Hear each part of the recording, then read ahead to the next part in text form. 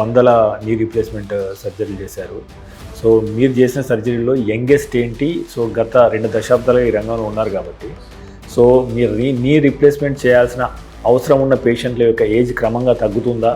Age is just a number అండి. మనం చాలా వాటిలో వింటూ ఉంటాం, age is just a number. Youngest knee replacement I have done for 24 years old girl. 24 years. అది చాలా ఆశ్చర్యకరమైన విషయం అనిపిస్తుంది. She's walking with the support of wall. గోడ పట్టుకొని అలా నడిచేద్దాం. So she came to me and then we counselled her and then we have done surgery. అది ఇప్పుడు మాట కాదు, 15 ఏళ్ల క్రితం మాట. We have done 15 years back. So ఇప్పుడు ఆవిడకి అప్పటికే పెళ్ళి అయిపోయింది, ఆ 1 yearలో 2 yearsలో. And then she got a job, she got a baby. Still she's happy. మనకి oldest we have done at 84 years. 2 మోకాళ్ళకి చేసాము. ఆయన ఆఫ్టర్ సర్జరీ సైకిల్ తొక్కుని విజయవాడ నుంచి వచ్చి ఇక్కడ చేయించుకున్నారు. అండ్ దెన్ సైకిల్ కూడా తొక్కేవాళ్ళు యాక్చువల్లీ. మోకాళ్ళు అరిగిపోవడం మొదలవుతుంది. సో కార్టిలేజ్ దెబ్బతింటుంది కదా. సో ఆ కార్టిలేజ్ని తిరిగి పునరుత్పత్తి చేయగలమా? Knee joint has 3 compartments. అంటే ఒక మీడియల్ కంపార్ట్మెంట్ అని, లాటరల్ కంపార్ట్మెంట్ అని, పటెల్లోఫెమరల్ కంపార్ట్మెంట్ అని 3 compartments ఉంటాయి.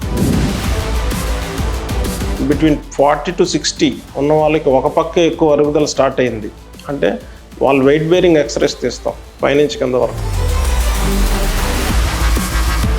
సో ఆ డిఫార్మిటీని మనం కరెక్ట్ చేస్తే ఆ లెవెల్లో ఆ కార్టిలేజ్ ఏదైతే డ్యామేజ్ అయిందో అది రీజనరేట్.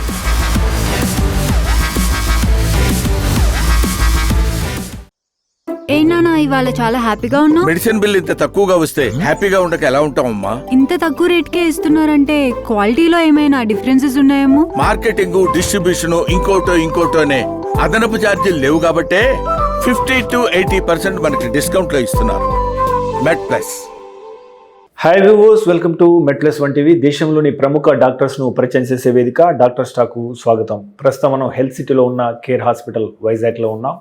సో మనతో ఉన్నారు ప్రముఖ orthopaedic surgeon so K S Praveen Kumar garu. తను 2 గోల్డ్ మెడల్ సాధించడమే కాకుండా ముఖ్యంగా జర్మనీ, ఫ్రాన్స్ లాంటి దేశాల్లో శిక్షణ పొందారు. సో ఇప్పటికే ఎన్నో జాయింట్ రిప్లేస్మెంట్, అదే రకంగా స్పైన్, అదే రకంగా షోల్డర్, సో ఇలా ఎన్నో అధునాతన కీహోల్ సర్జరీలో నిపుణులు. సో ఆయన అడిగి యాక్చువల్గా ఈ మోకాల నొప్పులు ఇండియన్స్కి ఎందుకు ఎక్కువ వస్తున్నాయి when comparing with the western world. So అదే రకంగా మనం యాక్చువల్గా ఏదైనా ఆటలు ఆడాలనుకున్నప్పుడు ఎటువంటి జాగ్రత్తలు తీసుకోవడం ద్వారా సో ఈ లిగ్మెంట్ ఇంజరీని మనం కాకుండా ఆపే అవకాశం ఉంటుంది. సో అదే రకంగా వయస్సు పైబడిన తర్వాత కాల్షియం లోపంతో ఎలాంటి ఇబ్బందులు వచ్చే అవకాశం ఉంది, ముఖ్యంగా మెనోపాజ్ తర్వాత మహిళలు తీసుకోవాల్సిన జాగ్రత్తలు ఏంటి, ఇలాంటి ఎన్నో ప్రివెంటివ్ స్టెప్స్ అవేర్నెస్ కోసం మనం డాక్టర్ గారితో మాట్లాడే అవగాహన పెంచుకునే ప్రయత్నం చేద్దాం. సో డాక్టర్ గారు నమస్తే. నమస్తే అండి. సో డాక్టర్ గారు, ముఖ్యంగా సో మీరు ఎన్టీఆర్ హెల్త్ యూనివర్సిటీలో జరిగినప్పుడు గవర్నర్ పథకం సో టాప్ ర్యాంకర్గా నిలవడం జరిగింది. సో ఆ తర్వాత జర్మనీ, ఫ్రాన్స్లో కూడా మీరు శిక్షణ తీసుకున్నారు. సో మా వ్యూవర్స్ కోసం సో మీ పరిచయం చేయండి. సో మీరు ఎంబీబీఎస్, ఎండి, తదనంతరం ఎక్కడెక్కడ విద్యను అభ్యసించారు, ఎక్కడ పనిచేశారు? నేను 1995 రంగరాయ్ మెడికల్ కాలేజ్లో జాయిన్ అయినండి. 2000 కంప్లీట్ అయింది. 2001 ఇంటర్న్షిప్ అయింది. ఆఫ్టర్ దట్ 2002లో I joined MS orthopaedics in Guntur medical college. MS orthopaedics 2002లో జాయిన్ అయిన తర్వాత 2005లో I completed MS orthopaedics in Guntur medical college. So ఆ ఇయర్ 2005 ఎంఎస్ ఆర్థోపెడిక్స్ ఎగ్జామ్స్లో I was the state topper. So I received gold medal for that from NTR university of health sciences 2005 ఎగ్జామ్స్లో. And after that I went to Mumbai where I worked in Breach Candy hospital. You all know that Breach Candy is very famous for joint replacement surgeries. And then after that I went to PD Hinduja National Hospital where I did my fellowship in joint replacements in 2006. And I got an opportunity to work in Germany. I worked there and did many fellowships in joint replacements and arthroscopic surgeries and spine surgeries. And also in Paris I worked for some time. And then 2008 I'm back in Vizag. And then 2010 నుంచి I'm with Care Hospital. Doctor గారు, అంటే ముఖ్యంగా అంటే మనం ఇండియాలో మనం ఇప్పటికే diabetes capital అంటున్నాం. ముఖ్యంగా మీ విభాగానికి వచ్చేసరికి ఆస్టియో ఆర్థరైటిస్ క్యాపిటల్గా కూడా మారుతోంది. సో చాలా కేసులు వస్తున్నాయి భారత్లో అని చెప్పేసి ఒక అంచనా. ముఖ్యంగా మహిళల్లో ఈ సమస్య ఇంకా వెన్ కంపేర్ విత్ పురుషులతో పోలిస్తే మహిళల్లో ఎక్కువ అన్నట్టు తెలుస్తుంది. సో మనం అంటే దీనికి గల కారణాలు ఏంటి, దీనికి చెక్ పెట్టగలమా, ఇప్పుడున్న పరిస్థితులు ఎలాంటి జాగ్రత్తలు తీసుకుంటే బాగుంటుంది? చాలా మంచి క్వశ్చన్ అడిగారు యాక్చువల్లీ. That's fantastic. మీ అబ్జర్వేషన్ ఈజ్ ఎగ్జాక్ట్లీ కరెక్ట్. ఎక్కువ ఉమెన్లోనే ఎక్కువ ఆస్టియోఆర్థరైటిస్ ఎక్కువ కనిపిస్తుంది. దానికి కారణాలు ఉన్నాయి. ఎందుకంటే osteoarthritis is a broad term అండి. అందులో అంటే ఆర్థరైటిస్ అంటే ఇన్ఫ్లమేషన్ ఇన్ ద జాయింట్. ఆ జాయింట్లో ఆ ఇన్ఫ్లమేషన్ చాలా కారణాల వల్ల వస్తాయి. కొంతమందికి ఏజ్తో వస్తుంది, కొంతమందికి కీళ్ళ వాతంలోతో వస్తుంది, అంటే like rheumatoid arthritis, ankylosing spondylitis, ఇలా రకరకాల ఆర్థరైటిస్ కీళ్ళ వాతాలు ఉంటాయి. కొంతమందికి ట్రామా వల్ల వస్తుంది, దెబ్బ తగిలిన తర్వాత. కొంతమంది ఇన్ఫెక్షన్స్లో వస్తాయి, పోస్ట్ ఇన్ఫెక్టివ్ ఆర్థరైటిస్ వస్తుంది, పోస్ట్ ట్రామాటిక్ ఆర్థరైటిస్ వస్తుంది. అలా చాలా కారణాలు ఉంటాయి. అయితే మనం బ్రాడ్ టర్మ్లో ఎక్కువ చూసేది యంగ్ పీపుల్లో చూస్తే దెబ్బ తగలడం వల్ల రావడం ఆర్థరైటిస్ చూస్తాము. కొంచెం ఏజ్డ్ వాళ్ళకి డిజనరేటివ్ అంటే అరుగుదల వల్ల వచ్చే ఆర్థరైటిస్ చూస్తాము. అండ్ దెన్ కొంతమంది మిడిల్ ఏజ్డ్ వాళ్ళకి కీళ్ళ వాతం వల్ల ఆర్థరైటిస్ చూస్తాం. బై అండ్ లార్జ్ ఎక్కువ ఆడవాళ్ళకి ఎక్కువ వస్తాయి. ఎందుకు అంటే there are specific reasons for that. ఒకటి, వాళ్ళకి 45 తర్వాత యూజువల్లీ హార్మోన్స్ విత్డ్రాల్ జరుగుతూ ఉంటుంది. హార్మోన్స్ చాలా వరకు ప్రొటెక్టివ్గా ఉంటాయి. ఎప్పుడైతే విత్డ్రాల్ జరుగుతుందో వాళ్ళకి లోపల బోన్లో స్ట్రెంగ్త్ తగ్గడం, ఆస్టియోపోరోసిస్ సెట్ ఇన్ అవ్వడం, ఇవన్నీ జరుగుతూ ఉంటాయి. అదొకటి. And then post menopausal withdrawals of hormones వల్ల ఆస్టియోపోరోసిస్ రావడం ఒక కారణం అయితే, ల్యాక్ ఆఫ్ సన్లైట్ ఎక్స్పోజర్, ఇంట్లోనే ఎక్కువ ఉండడం, ఆఫీస్లో ఎక్కువ వర్క్ చేయడం, ఇలాంటి వల్ల వాటి వల్ల సన్లైట్ ఎక్స్పోజర్ లేకపోవడం వల్ల కూడా వాళ్ళకి బోన్ స్ట్రెంగ్త్ తగ్గుతూ ఉంటుంది. సో రెండో కారణం. మూడో కారణం ఈజ్ కొంతమంది after child birth weight gain అవుతారు. ఆ వెయిట్ గెయిన్ని మళ్ళీ నార్మాల్సీకి తీసుకురాకపోవడం వల్ల, ఓవర్ వెయిట్ ఉండడం వల్ల వాళ్ళకి డెఫినెట్గా మోకాళ్ళ మీద ఒత్తిడి పడి మోకాళ్ళ అరుగుదల రావడం, ఇవన్నీ జరుగుతున్నాయి. ఇవన్నీ కాకుండా మనం ట్రంకల్ ఒబేసిటీ చూస్తాం. అంటే కొంతమందికి పై వరకు సన్నగానే ఉంటారు, కింద నుంచి కొంచెం లావుగా అనిపిస్తారు. ఇవన్నీ కూడా because of after child birth కొంచెం ఎక్సర్సైజ్ చేసి కొంచెం ఫిట్నెస్ పెంచుకొని వెయిట్ తగ్గకపోవడం వల్ల ఈ కారణాలు, సన్లైట్ ఎక్స్పోజర్ లేకపోవడం, మెనోపాజ్ ఎర్లీగా రావడం, అండ్ దెన్ హార్మోన్స్ విత్డ్రా జరగడం, మూడోది వెయిట్ ఎక్కువగా ఉండడం, మటం వేసుకుని కూర్చోవడం, ఎక్కువ మెట్లు ఎక్కి తిరగడం, ఇలాంటి వాటి వల్ల కూడా ఒత్తిడి ఎక్కువ పడతా ఉంటుంది. దానివల్ల ఆర్థరైటిస్ ఎర్లీ సెటిల్ అవుతుంది ఫిమేల్స్లో. సో డాక్టర్ గారు, అంటే మన గతంలో మోకాళ్ళ నొప్పులు వచ్చినాయి అంటే ముసలి వాళ్ళు ఎక్కువ అనేది మోకాళ్ళ నొప్పులని. బట్ ఇప్పుడు మనము యాక్చువల్గా మీరు చాలా వందల నీ రీప్లేస్మెంట్ సర్జరీలు చేశారు. సో మీరు చేసిన సర్జరీలో యంగెస్ట్ ఏంటి? సో గత 2 దశాబ్దాలుగా ఈ రంగంలో ఉన్నారు కాబట్టి, సో మీరు నీ రీప్లేస్మెంట్ చేయాల్సిన అవసరం ఉన్న పేషెంట్ల యొక్క ఏజ్ క్రమంగా తగ్గుతుందా? సో మీరు అంటే ఏమంటారు దీని గురించి? చాలా మంచి క్వశ్చన్. దిస్ ఈజ్ అనదర్ చాలా ఫెంటాస్టిక్ క్వశ్చన్.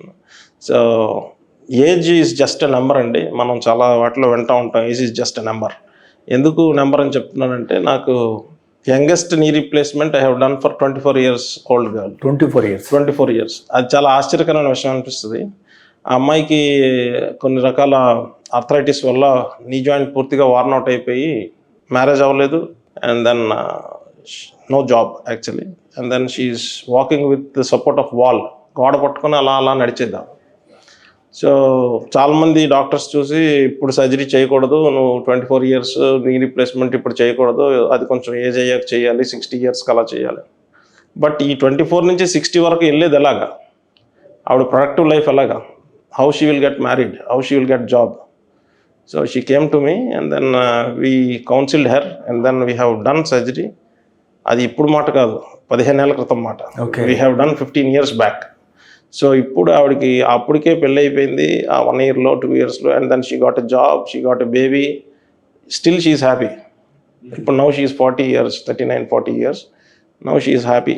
అప్పటి నుంచి కూడా హ్యాపీగానే లైఫ్ లీడ్ చేస్తుంది. So youngest is that. అలాగే కొంతమంది ఉంటారు లైక్ 60 to 70 ఈరోజు వచ్చారు ఒక పేషెంట్ 65 years, ఈ ఏజ్లో ఆపరేషన్ అవసరమా అండి అని చెప్పి అడిగారు నీ రీప్లేస్మెంట్.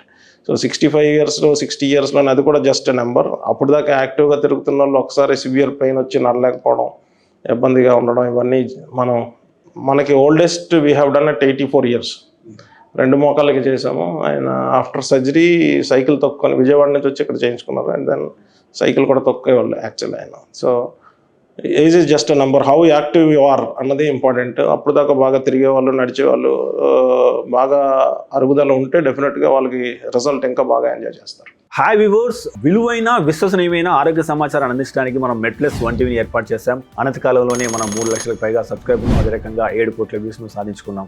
మీ సహకారానికి ప్రత్యేక ధన్యవాదాలు. అయితే మన ఛానల్ చూస్తున్న వారిలో ఇప్పటికీ 94% పైగా మంది సబ్స్క్రైబ్ చేసుకోకుండానే చూస్తున్నారు. మీకు తెలుసు, మనం దేశంలో ఉన్న టాప్ డాక్టర్ను ఇంటర్వ్యూ చేస్తూ వస్తున్నాం. అదేవిధంగా అమెరికాలో ఉన్న టాప్ డాక్టర్స్ని ఎంతో మందిని ఇంటర్వ్యూ చేయడం ద్వారా మనం తెలుగులో ఎంతో విశ్వసనీయమైన ఆరోగ్య సమాచారాన్ని ఇస్తూ వస్తున్నాం. సో ఇలాంటి ఇంటర్వ్యూలు మరిన్ని చేయడానికి మాకు అవకాశం ఇవ్వడానికి మీరు ఛానల్ని సబ్స్క్రైబ్ చేసుకోండి. అదేవిధంగా ఈ ఛానల్ని సబ్స్క్రైబ్ చేసుకోవడం ద్వారా ఈ విలువైన సమాచారం ఏదైతే తెలుగులో ఉందో ఇది 10 మందికి చేరి వారికి కూడా ఉపయోగపడే అవకాశం ఉంటుంది.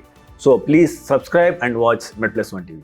సో ఈ నీ రీప్లేస్మెంట్ సర్జరీకి సంబంధించి సార్ డాక్టర్ గారు, సో సాధారణంగా ఒక అనుమానం ఉంది. అయితే అంటే మీరు అన్నట్టు 60-65 ఏళ్ళ వరకు చేస్తే సరిపోతుంది, అది ఇంకో 15 ఏళ్ళు మాత్రం బాగుంటుంది, తర్వాత కొన్ని తీయాల్సి వస్తుంది అన్న ఒక సందేహం ఉంది. అంటే knee replacement surgery last for 15 or 20 years, after that మళ్ళీ దానికి ఇంకా ఆపరేషన్ చేయాల్సి వస్తుంది అని ఒకటి ఉన్నది. సో ఇది నివృత్తి చేయండి అంటే ఇప్పుడున్న టెక్నాలజీతోని, ఇప్పుడున్న మెటల్స్తోని మన నీ రీప్లేస్మెంట్ సర్జరీ చేస్తే అది ఎంతకాలం వరకు మనగలుగుతుంది?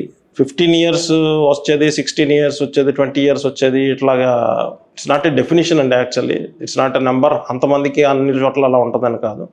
How you use your joints, మీ జాయింట్స్ని మీరు ఏ విధంగా ఉంచుకుంటున్నారు, మీ మజిల్స్ని ఎంత బాగా స్ట్రెంగ్తన్ చేసుకుంటున్నారు, ఎవ్రీడే మజిల్ స్ట్రెంగ్తనింగ్ ఎక్సర్సైజ్ చేస్తున్నారా, ఆ జాయింట్కి కావాల్సిన మనం స్ట్రెంగ్త్ ఇస్తున్నామా లేదా, అండ్ దెన్ సన్లైట్ ఎక్స్పోజర్ ఉంటుందా లేదా, ఇవన్నీ చూస్తే మీరు యాక్టివ్గా మెయింటైన్ చేస్తున్నంత కాలం మీ జాయింట్స్ చాలా కాలం వర్క్ చేస్తాయి. It may be 15 years, it may be 20 years, it may be 30 years. 30 years వచ్చిన జాయింట్స్ కూడా ఉన్నాయి. ఇట్ ఈస్ నాట్ లైక్ ఏదో 15 yearsలో అయిపోద్ది, 20 yearsలో అయిపోద్ది అని చెప్పి ఏం లేదు. అట్ ద సేమ్ టైం మీ బోన్స్ని కూడా చూసుకోవాలి మీరు, ఎందుకంటే ఏజ్తో పాటు బోన్ సెటిన్ అవుతుంది. చాలామంది ఏమనుకుంటారంటే సర్జరీ చేసుకున్నాము, వీఆర్ హ్యాపీ, ఇప్పుడు బాగానే ఉన్నాం కదా, మళ్ళీ డాక్టర్ గారి దగ్గరికి వెళ్ళక్కర్లేదు, వెళ్ళినా ఏముంటుంది, ఏమో మందులు రాసి పంపిస్తారని చెప్పి. It is not correct. You have to strengthen your bones. ఏజ్తో పాటు బోన్స్ యొక్క క్వాలిటీ తగ్గిపోతూ ఉంటుంది. So your metal is same. కిందనున్న బేస్మెంట్లో ఉన్న మీ బోన్ క్వాలిటీ తగ్గిపోతే metal is going to sink. Next 20 yearsలో when you're becoming old you should support that bone.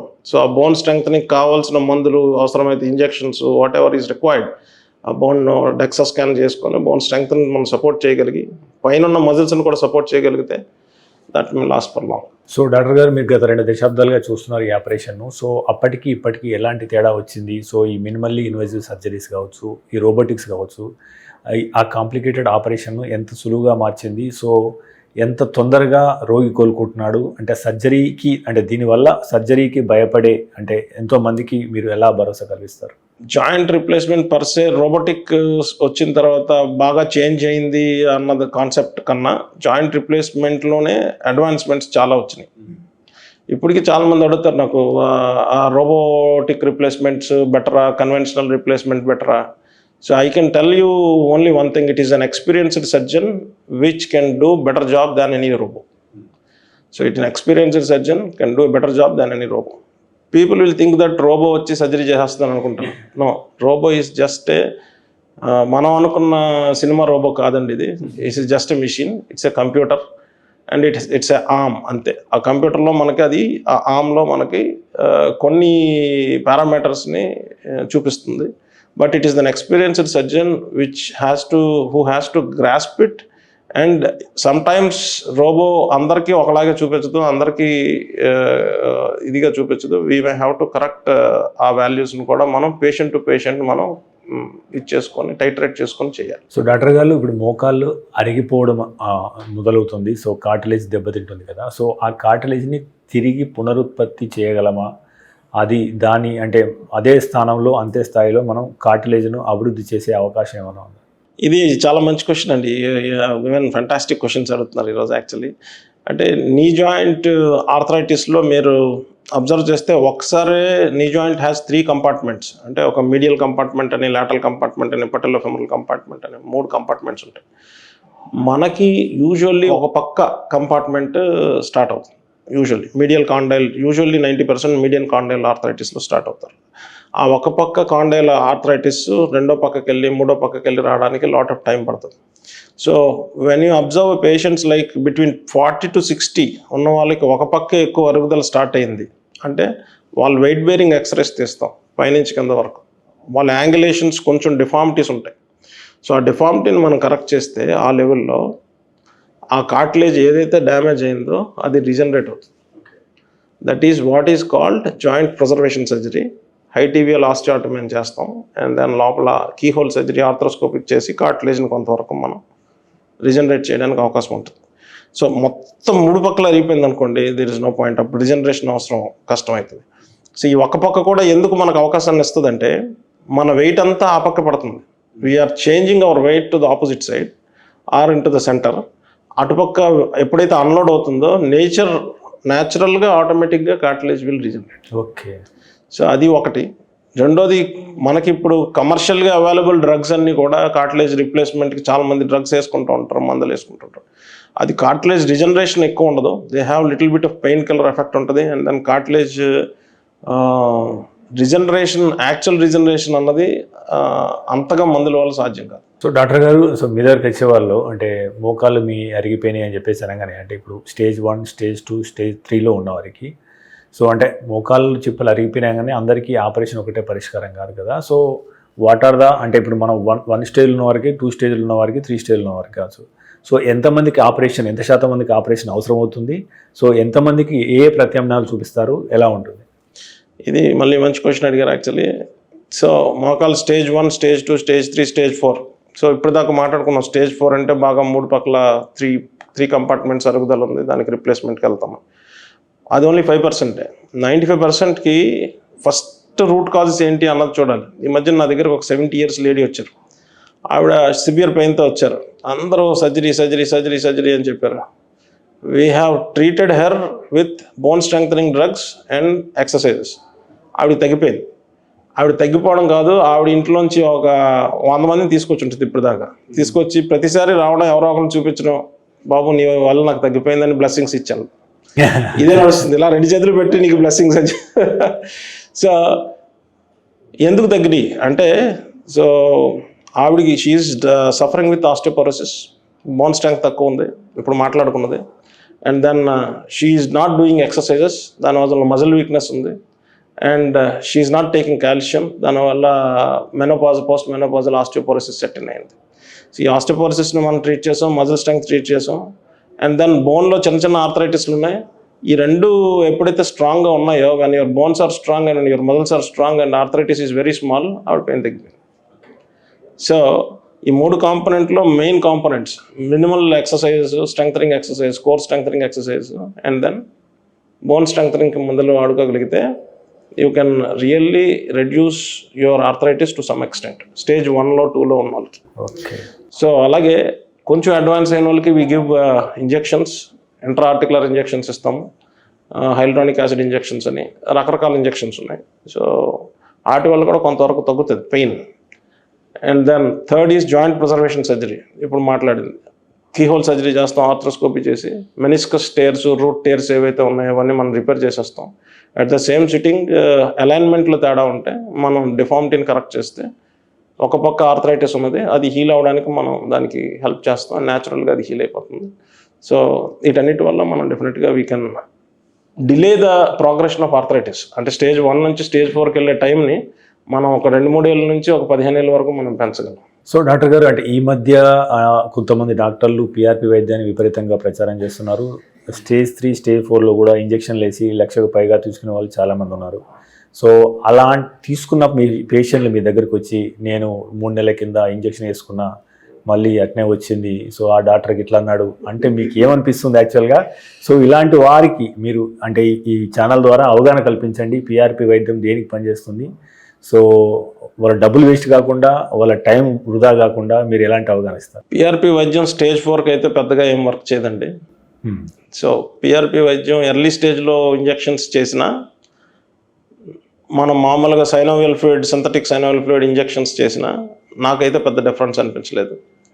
And PRP injections వల్ల కార్టిలేజ్ రిజనరేట్ అయిపోతుంది అని చెప్పి అనుకోవడం ఈజ్ నాట్ కరెక్ట్ యాక్చువల్లీ. అంత సైంటిఫిక్ డేటా ఎవిడెన్స్ ఇంకా పూర్తిగా మన దగ్గర లేదు that PRP is working wonders అని చెప్పి.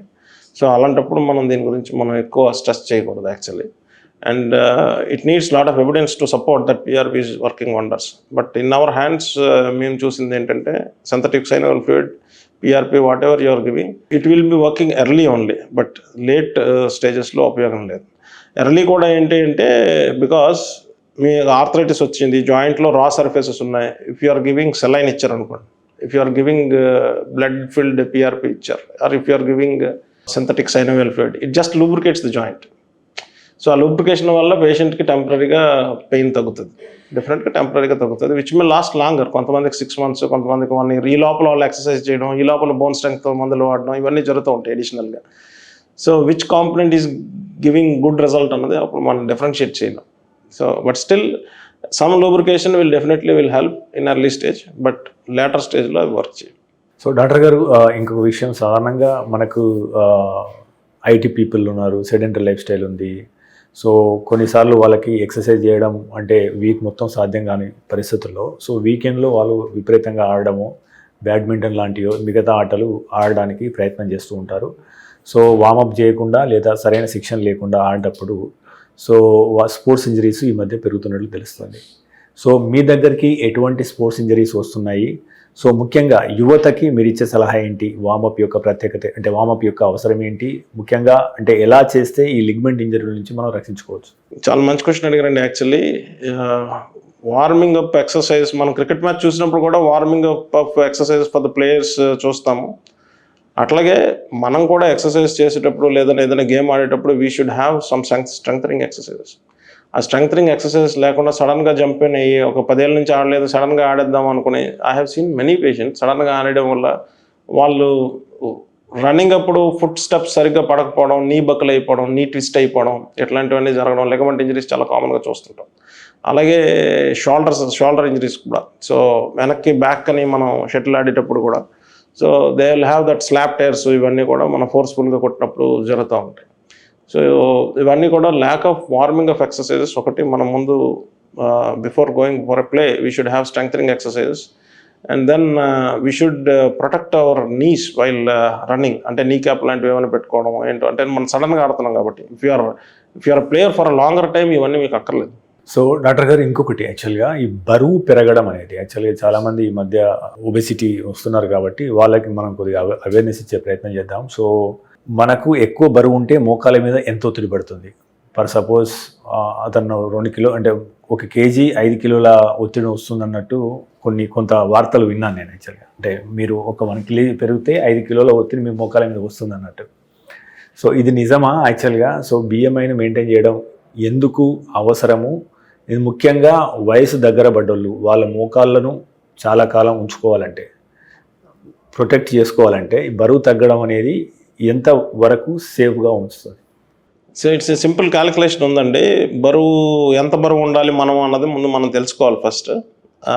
అడల్ట్స్కి ఏంటంటే height in centimetres minus 100 is your actual weight కావాలి అని చెప్పి, ఐడియల్ వెయిట్ అని. అంటే ఇప్పుడు నేను 174 centimeters ఉన్నాను, నా ఐడియల్ వెయిట్ ఈజ్ 74. సో 74కి ప్లస్ ఆర్ మైనస్ ఒక 4-5 kgs అయినా పర్లేదు, 78, 79 ఈజ్ ఆల్సో ఓకే. మనం BMI దీంట్లో బాగానే ఉంటాం. బట్ మోర్ దెన్ 5 kgs అయితే మనం ఒబీస్లోకి వెళ్తాం. సో వెయిట్ తగ్గించుకోవడం అన్నది చాలా ఇంపార్టెంట్. ఎందుకంటే ఎక్కువ వెయిట్ ఉంటే మోకాలు అరుగుదల డెఫినెట్గా వస్తుంది. సో ఇప్పుడు ఫర్ ఎగ్జాంపుల్ నేను 80 kgs ఉన్నాను అనుకోండి, 2 కాళ్ళ మీదకి 40 వెళ్తుంది వెన్ ఐఎమ్ వాకింగ్. అదే నేను మటం వేసుకుని కూర్చున్నాను అనుకోండి, గ్రౌండ్ రియాక్షన్ వల్ల దీనికి 80 వస్తుంది.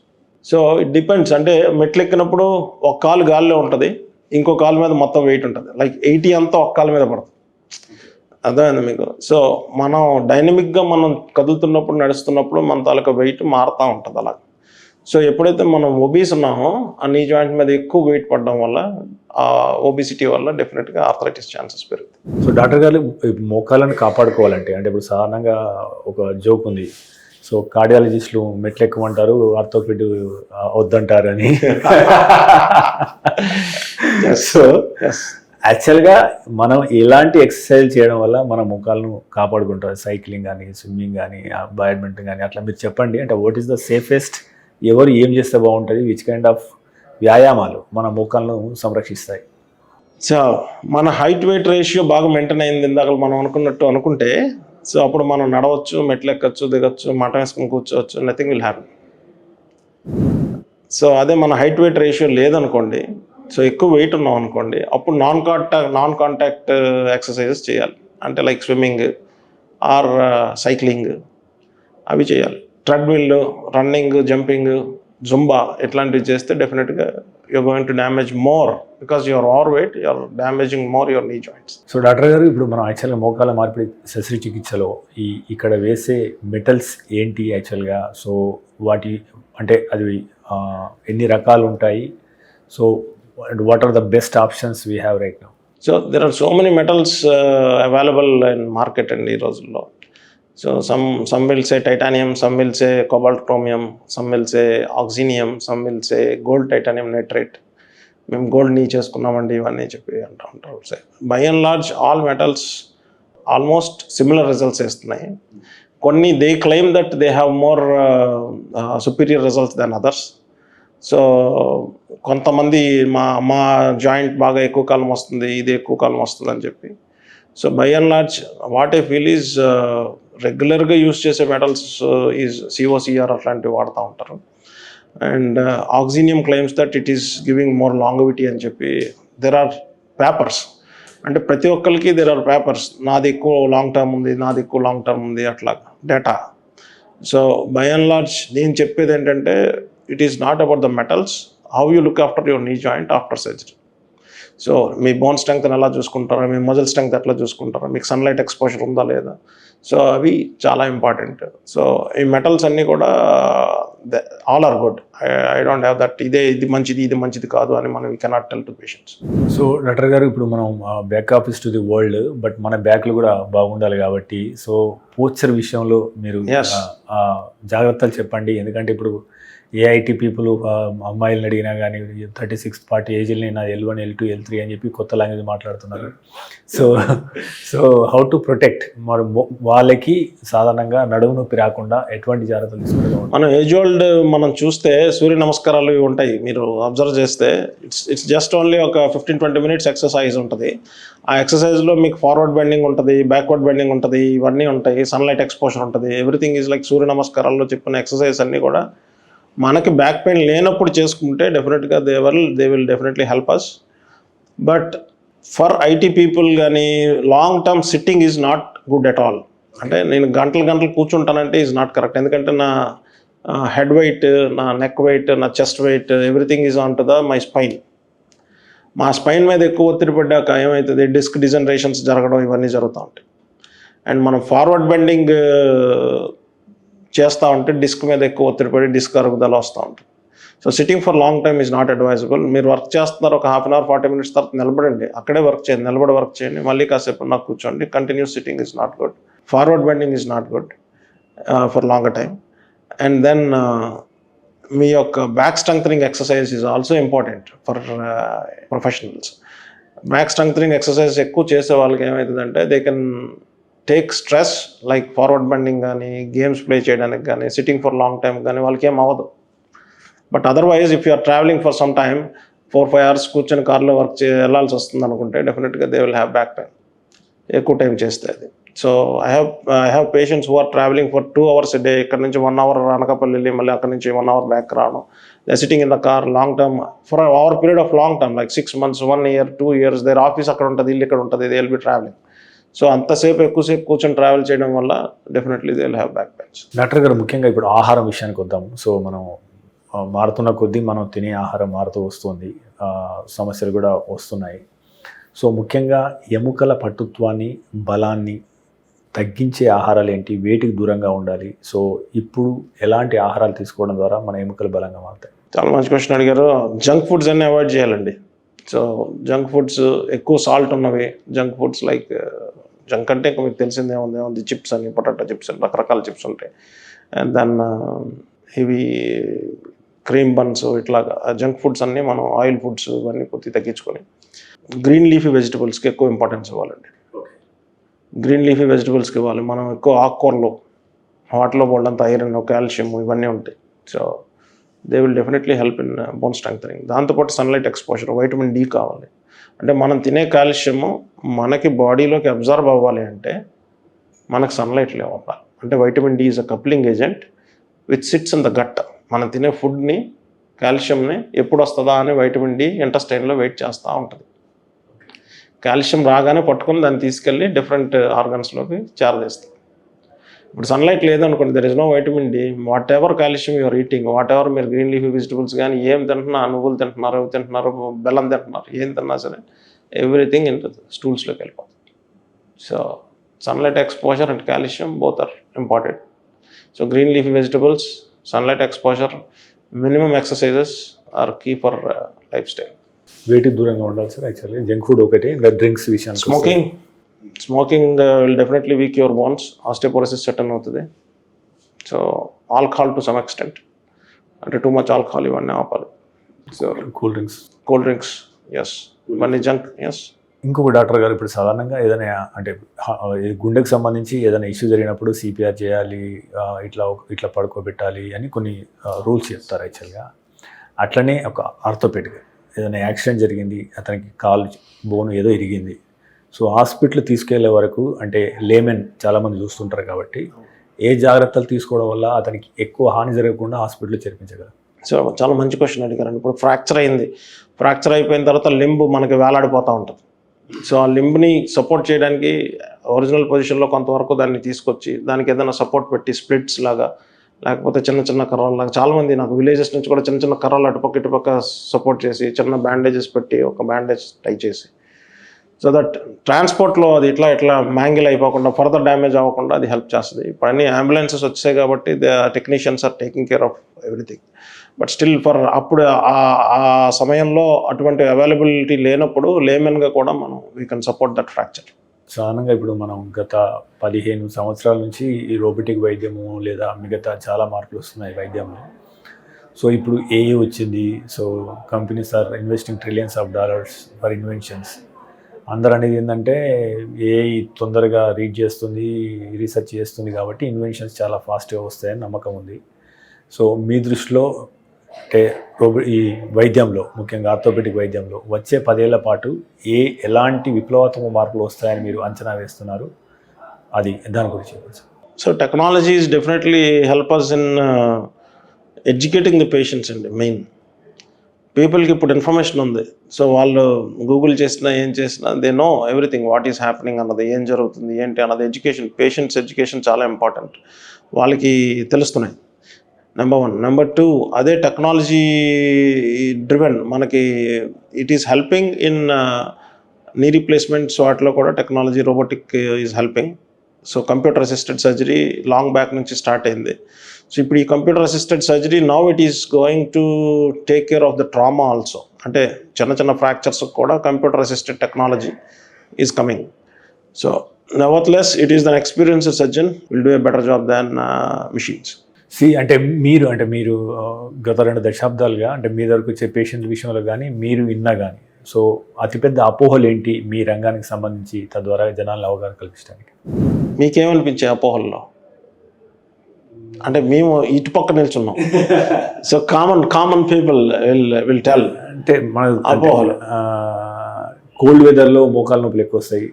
ఎస్, డెఫినెట్గా కోల్డ్ వెదర్లో మోకాలు నొప్పులే కాదు, అందరికీ వార్మింగ్ అప్ లేదు కాబట్టి అందరికీ అన్ని నొప్పులు వస్తాయి. యాక్చువల్లీ ఎక్సర్సైజ్ చేసే వాళ్ళు బాగానే ఉంటారు కానీ మిగతా వాళ్ళందరికీ జాయింట్ స్టిఫ్నెస్ ఉన్నట్టు అనిపిస్తుంది. సో ఎస్పెషల్లీ రౌమటైడ్ ఆర్థరైటిస్ వాళ్ళకి కోల్డ్ వెదర్లో పెయిన్స్ డెఫినెట్గా ఉంటాయి. యంగ్ పీపుల్కి పెద్దగా అనిపించదు, ఎందుకంటే they are moving around, walking around. పెద్దవాళ్ళకి డెఫినెట్గా అనిపిస్తుంది, they are not doing exercises కాబట్టి. సో కోల్డ్లో they will have more pains, and సమ్మర్లో డెఫినెట్గా. అందుకే majority of patients if you see cold టైంలో సర్జరీస్కి రారు, హాట్ టైమ్స్లోనే అంటే సమ్మర్ టైంలోనే ఎక్కువ సర్జరీస్కి వస్తూ ఉంటారు, ఎలెక్టివ్ సర్జరీస్కి. ఎందుకంటే కోల్డ్ వల్ల ఎక్కువ పెయిన్ వస్తుందని చెప్పి. సో అందులో కొంత వాస్తవం ఉంది డెఫినెట్గా. అంటే it is not really, it is reality is you should be active. మీరు అంత యాక్టివ్గా ఉంటే ఇది కోల్డ్ హాట్ అన్నది మీకేమనిపించదు. But if you are inactive డెఫినెట్గా there will be some kind of stiffness which is giving pain. ముఖ్యంగా ఇప్పుడు మనం ఈ జాయింట్ రిప్లేస్మెంట్కి సంబంధించి సమూలంగా మాట్లాడాము. సో దీనికి సంబంధించి ఏది మన స్పైన్కి సంబంధించి, సో అంటే చాలామందికి గతంలో ఉన్న అపోహ ఏంటంటే స్పైన్ సర్జరీ చేస్తే పక్షవాతం వస్తుంది కాబట్టి. దిస్ ఈజ్ చాలా పెద్ద అపోహ అండి, ఇది రియల్ అపోహ actually.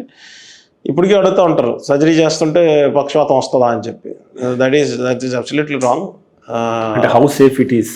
It is very safe, and out of 100 out of 100, it is very safe. In an experienced hands, out of 100, it is very safe, because పక్షవాతం తెచ్చే ఏరియాలో మనం ఎక్కువ సర్జరీస్ జరగవండి, రైట్? అంటే ఇప్పుడు లంబార్ స్పైన్ ఉంది, L1 to L5లో పక్షవాతం ఏం రాదు, ఎందుకంటే ఒక పక్కకి ఇంకొకటి, అప్పటికే L1 వరకే మెజారిటీ ఆఫ్ నర్వ్ రూట్స్ అన్ని వెళ్ళిపోతాయి. L1 తర్వాత నుంచి కిందకి వెళ్ళే వాటిలో పక్షవాతం వచ్చే chance very very rare, you can say very rare. So doctor గారు, మనం ఇంతకుముందు అనుకున్నట్లు ఆడవారిలో 45 అంటే మెనోపాజ్ దాటిన తర్వాత వాళ్ళకి సమస్యలు ఎక్కువ వస్తాయి అని చెప్పేసి అనుకున్నాం కదా. సో ఈ డి విటమిన్ లోపం గురించి కూడా మాట్లాడాము. సో క్లబ్ చేస్తూ అంటే సాధారణంగా ఇప్పుడు మనం ఎవరు టెస్ట్ చేసినా 80% మందికి డి విటమిన్ లోపం ఉన్నట్టు కనబడుతుంది. సో అంటే దట్ మీన్స్ మనం 60K నెలకోటి వేసుకునేది ఉత్తమమేనా? సో ముఖ్యంగా ఈ మెనోపాజ్ దగ్గరకు వచ్చిన వాళ్ళు, మెనోపాజ్ దాటిన వాళ్ళకి సో వాళ్ళ ఎముకలను పదిలంగా ఉంచుకోవడానికి మీరు ఎలాంటి సూచనలు ఇస్తారు? మెనోపాజ్ వచ్చిన వాళ్ళకి ఎముకలు పదిలంగా ఉంచుకోవడానికి మూడు విధానాలు. ఒకటి, weight reduction. Number 2, adequate sunlight exposure. అంటే వారానికి 4 రోజులైనా మంచి సన్లైట్ ఎక్స్పోజర్ కావాలి. ఎర్లీ మార్నింగ్ 5 to 7 మధ్యలో కానీ, ఈవినింగ్ 4 to 6 మధ్యలో కానీ, at least 15-20 minutes 4 days a week ఉండాలి. And then regular core strengthening, muscle strengthening exercise at least ఒక 20-30 minutes.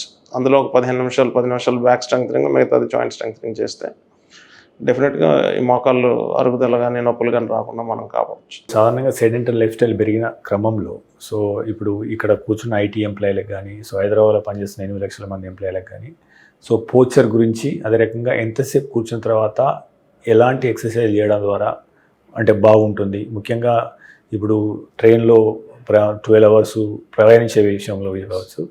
సో అటువంటి ఇంపాక్ట్ లేకుండా సో అంటే ఫర్ సేఫ్ జర్నీ మోకాల్ని కానీ వాటిని కాపాడుకోవాలంటే మీరు ఇచ్చే సూచనలు ఏంటి? So continuous sitting is harmful for the back and ఎక్కువసేపు అలాగే కూర్చొని ఉండిపోవడం is harmful for the back and any other joint also. So what I suggest is every 40 minutesకి అట్లీస్ట్ మనం అక్కడే నిలబడి కాసేపు నడిచి మళ్ళీ కాసేపు కూర్చోవడం అన్నది చాలా advantage. Like if you're travelling in a train, ఒక అరగంట 40 minutes అయ్యాక అక్కడే నిలబడి కొంచెం అటు ఇటు నడవండి. బర్త్ ఉంటే కాసేపు రిలాక్స్ అవ్వండి, పడుకొని ఉండండి, కాసేపు కూర్చోండి, కాసేపు కంటిన్యూస్ సిట్టింగ్ని అవాయిడ్ చేస్తే మంచిది. And then I suggest frequent travellers కూడా, కార్లో వెళ్ళే వాళ్ళకి కూడా అట్లీస్ట్ 1 hour అయ్యాక you should give a small break, stretch yourself, come out of the car, walk for 2 minutes or 1 minute, and then again sit and go for traveling. Continuous sitting వల్ల ఏమవుతుందంటే disc మీద pressures అలా ఉండిపోయి disc degeneration రావడం, disc అరుగుదల రావడం, అది disc protrusion, prolapse, extrusion అలా వెళ్తాం. సో డాక్టర్ గారు, యాక్చువల్గా మనం తెల్లారులేసి అందరూ వాకింగ్ చేస్తూ ఉంటారు. సో సాధారణంగా వాకింగ్ రమ్మని ఇంకోళ్ళని అడిగితే అసలు ఆ వాకింగ్ సిమెంట్ రోడ్లో మంచిదిగా అందుకే రావట్లేదు, దాంతో మీ మోకాలే పాడైతే అని ఇంకో రాని వాళ్ళు అంటారు. సో యాక్చువల్గా వాకింగ్ అనేది ఏ రోడ్ల మీద చేయాలి? సో ఈ సిమెంట్ రోడ్ల మీద కానీ, లేదా డాంబర్ రోడ్ల మీద కానీ, లేదా మట్టి రోడ్ల మీద కానీ, అంటే ఏ రోడ్డు మీద చేస్తే ఉపయోగం? అసలు చేస్తే నిజంగా మోకాలకి ఏమైనా ఇబ్బంది ఉంటుందా? చాలా మంచి క్వశ్చన్ అడిగారు. యాక్చువల్లీ ఇది కూడా ఒక అపోహలాగే వస్తుంది యాక్చువల్లీ. కానీ if you are wearing a very good footwear like sports shoes అట్లాంటివి, మెమరీ ఫోమ్ షూస్ అట్లాంటివి వాడుతూ ఉంటే మీరు you can definitely go on a cement road. దానివల్ల వాకింగ్ చేయడం వల్ల ప్రాబ్లం ఏం లేదు. బట్ అదే మట్టి రోడ్లోకి వెళ్ళి వాక్ చేస్తున్నారు అనుకోండి, సో మట్టి road is much better than cement road actually. ఎందుకంటే గ్రౌండ్ రియాక్షన్ వెంటనే మనకు రాదు, స్లోగా ఉంటుంది కాబట్టి you can walk for more. ఎక్కువ నడవగలరు, ఎక్కువ ఎక్సర్సైజ్ చేయగలరు, ఎక్కువ రన్నింగ్ చేయగలరు. Impaction from the ground will be less. అది కాంక్రీట్ ఫ్లోర్ అయితే డెఫినెట్గా impaction from the ground is more కాబట్టి వస్తుంది. అందుకే మన ఫుట్వేర్ ఈజ్ గుడ్ ఉండాలి. ఫుట్వేర్ బాగా ఉంటే డజంట్ మ్యాటర్ మీరు కాంక్రీట్ రోడ్డా లేకపోతే మట్టి రోడ్డా. అంటే ఆల్టర్నేటివ్ ఇంకేం చెప్తారు సార్? సైక్లింగ్ కానీ, స్విమ్మింగ్ కానీ, అటువంటి అంటే ద మోస్ట్ సేఫెస్ట్ ఫర్ అంటే ఎనీవన్ ఎప్పుడైనా చేయగలిగేది? Cycling, swimming is good. అది చెయ్యకపోతే యూ కెన్ డూ యోగా. పడుకొని చేసుకొని ఇంట్లో చేసుకొని డెఫినెట్గా బ్యాక్ స్ట్రెంగ్థనింగ్ ఎక్సర్సైజ్ చేసుకోవచ్చు, ఎయిర్ సైక్లింగ్ చేసుకోవచ్చు, గాల్లోనే సైకిల్ తొక్కినట్టు చేయొచ్చు. అట్లా రకరకాల యోగా చేసుకోవడం మంచిది. మెడ్ ప్లస్ లో అదే మెడిసిన్, అదే క్వాలిటీ, మార్కెటింగ్, డిస్ట్రిబ్యూషన్, ఇంకోటి అంటూ వీళ్ళకి అదనపు ఛార్జీలు ఉండవు. అందువల్లే 50 to 80% డిస్కౌంట్ లో మనకు అందిస్తున్నారు. సో డాక్టర్ గారు, అంటే మీరు ఎన్నో వేల కేసులు చూశారు కాబట్టి, సో ఆ కేసుల నుంచి అయితే ఒక డాక్టర్గా మీకు సంతృప్తినిచ్చిన కేసుల గురించి 1-2 కేసుల గురించి మాట్లాడండి. సో అంటే వాళ్ళు బాగా నయమై సో మీకు ఒక డాక్టర్గా మీకు చాలా థ్యాంక్స్ గివింగ్ లాంటివి ఉంటాయి కదా. So 1 or 2 cases which given more happiness to you in your life? అది చెప్పలేమండి, ఎందుకంటే everyday is like is a kick for us. మాకు ఎవ్రీడే ఎవరో ఒకరు బాగా అవుతూ ఉంటే మేము చాలా ఆనందపడుతూ ఉంటాం. That is the kick which make us to work more. So చాలా ఉంటాయి మీరు చెప్పిన దాంట్లో. ఒకటి నేను చెప్పాను కదా, లైఫ్లో గుర్తుండిపోయేది, she is 24 years young girl, severe ఆర్థరైటిస్తో వచ్చింది, unable to walk, bed ridden. So parents ఏడ్చుకుంటూ తీసుకొని వచ్చారు. అట్లాంటప్పుడు మనం నీ రీప్లేస్మెంట్ చేసే ఆవిడకి. సో 15 years అయింది. She is enjoying her life. So marriage అయింది, జాబ్ వచ్చింది, పిల్లలు పుట్టారు. So age is just number రీప్లేస్మెంట్కి, నీ రీప్లేస్మెంట్కి. It is how active you are అన్నది important. So she is happy, very happy with that. So అదొక చెప్పొచ్చు. రెండోది, ఆఫ్ లైట్ ఈ మధ్యనే చెప్పాను, ఒక 72 years ఫిమేల్ విత్ ఆర్థరైటిస్. మనం ఓన్లీ బోన్ స్ట్రెంగ్థనింగ్ డ్రగ్స్ ఇచ్చి ఎక్సర్సైజ్ చెప్తే she is much better. She is not complaining of pain, any pain. She is very happy. So ఇవన్నీ కూడా they give lot of blessings to us. అలాగే చాలా ఉన్నాయి. ఇంకా lot of cases పాలిట్రామాలు ఉన్నాయి, multiple fractures అయిపోయిన వాళ్ళు. అండ్ దెన్ రివిజన్ సర్జరీస్ ఉన్నాయి. రీసెంట్గా ఇంకొక she is around 130 kgs female, and then she got 4 joint arthritis, 2 hips 2 knees. 6 months గ్యాప్లో we have changed all the 4. Now she is walking. Super. So ఆవిడ వచ్చినప్పుడు కూడా she very obese. 130 పాపం తగ్గింది, 110 వరకు వచ్చింది కానీ, but still she's very obese. But మనం అనుకుంటాం అంత ఒబేస్లో మనం సర్జరీ చేస్తాం, బట్ షీ కెనాట్ వాక్. ఇప్పుడు వెయిట్ తగ్గమంటే తగ్గడానికి కష్టం. ఇప్పుడంటే కొన్ని మెడికేషన్స్ వచ్చినాయి, కొన్ని ఇంజెక్షన్స్ వచ్చాయి వెయిట్ తగ్గడానికి. వాటి రిజల్ట్స్ కూడా మనం చూడాలి. అంటే మీకు నాకు తెలిసి అంటే వృద్ధులకు చేయడం చాలా ఛాలెంజింగ్గా ఉంటుంది. అంటే వాళ్ళు చేయించడం కూడా వాళ్ళకు కూడా ఛాలెంజింగ్ ఉంటుంది. అంటే ఇప్పుడు 85 ఏళ్ళ ముసలైనకు బాత్రూంలో పడ్డాడు, కాలు ఇరిగింది అనుకుందాం, లేదా ఏది జరిగింది అనుకో, చేయించుదామా చేయించొద్దా, చేయిస్తే ఎటువంటి ఇన్ఫెక్షన్లు వస్తాయి, చేయించకపోతే ఎలా ఉంటుంది అన్నట్టు. So this is very valid question అండి. యాక్చువల్లీ నా దగ్గర చాలామంది వస్తూ ఉంటారు. జెరియాట్రిక్ ఫ్రాక్చర్స్ అంటాం ఇవి. సో ఇప్పుడు మనం మాట్లాడుకున్నవే, ఆస్టియోపోరోసిస్ సెటిన్ అయిపోయిన తర్వాత మనం దాన్ని కరెక్ట్గా ట్రీట్ చేయకపోతే మన అమ్మమ్మలు, నానమ్మలు వీళ్ళందరూ కూడా బాత్రూంలో పడిపోవడం, ఫ్రాక్చర్స్ అయిపోవడం ఇవన్నీ జరుగుతూ ఉంటాయి. Very common. మా నాయనమ్మ, she is around 83, she got a fracture on the hip. దానికి అందరికీ మనం కౌన్సిల్ చేసి, అందరు బాబాయిలు, అత్తయ్యలు అందరికీ, she is very old to take up for surgery. But if surgery is not done, she will be bedridden forever. So then everybody said that you take whatever risk, you do the surgery. We have done the surgery, successful. She had walked for 4 years. 87, she had a fall again. She got another fracture on the another hip. దానికి మళ్ళీ చేసిన తర్వాత మళ్ళీ 90 years, another 2 years బాగానే. 90 yearsకి she had another fall again. She got another fracture here. So ఈ age గ్రూప్లో మనం మాట్లాడుకుంటే బై అండ్ లార్జ్ 70 to 90 మధ్యలో ఏజ్ గ్రూప్లో ఉన్న వాళ్ళకి ఎప్పుడైనా ఫ్రాక్చర్ అయితే we should treat them early, aggressively, and make them on their own with in a short time. మనం ఎప్పుడైతే వాళ్ళకి ప్లాస్టర్లు వేసి పడుకోబెట్టామో వాళ్ళు వెంటనే లెగడానికి అవ్వదు. They will lose their muscle mass. పడుకొని రెస్ట్ తీసుకొని 2 నెలల తర్వాత లెగమంటే వాళ్ళ మజిల్స్ అన్నీ ఎట్రఫీ అయిపోయి they cannot stand. They don't want to stand actually. అది హ్యాపెన్ అయింది ఆవిడకి 89 yearsకి మనం ప్లాస్టర్ వేసి ఒక 6 వారాలు రెస్ట్ ఇద్దామమ్మా, మరి లేగలేదు ఆవిడ. సో 90 yearsకి చనిపోయింది. 1 year బెడ్ మీద ఉండి చనిపోయింది. సో ఏ వయసులో అయినా కానీ ఒకసారి ఫ్రాక్చర్ జరిగింది అయితే 100% మనం ఆపరేషన్ చేయిస్తేనే బెస్ట్ ఉంటుంది. Yes, if it is a lower limb fracture. ఇప్పుడు అప్పర్ లింబ్ ఫ్రాక్చర్ అనుకోండి, ఏదో మనం ప్లాస్టర్నో ఇదనో అంత పెద్ద ఫంక్షనింగ్ లేదనో మనం నెగ్లెక్ట్ చేయొచ్చు. కానీ బట్ లోవర్ లింబ్ మనం అది లేకపోతే నడవలేనప్పుడు we have to do the surgery. So thank you doctor గారు. సో ఎన్నో అంశాల మీద మీ విలువైన ఇన్సైట్స్ ఇచ్చారు. Thank you very much. Thank you. మీరు చాలా మంచి క్వశ్చన్స్ అడిగారు. This is very good time for me. Thank you sir. Thank you. ఇది ఈ వారం డాక్టర్ స్టాక్ ఇంటర్వ్యూ. చూస్తూనే ఉండండి మెడ్ ప్లస్ 1 TV.